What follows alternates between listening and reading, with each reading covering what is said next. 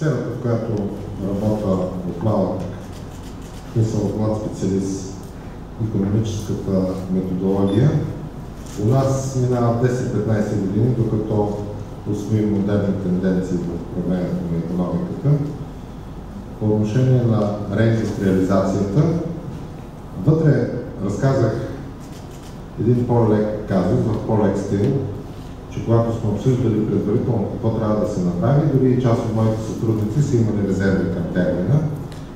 И те бяха доста така изненадани, когато Европейския комисар Таяни, запознавайки екипа ми с задачите на Европа 14-20, започна с задач номер 1 – реиндустриализация на Европа.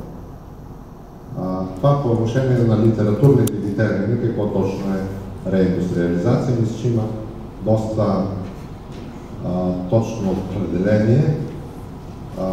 90-те години у нас, разбирайте 80-те в развития свят, посочваше тезата, че напреднала е страна в степента, в която най-голямо относителен дял вземат услугите в брутния вътрешен продукт.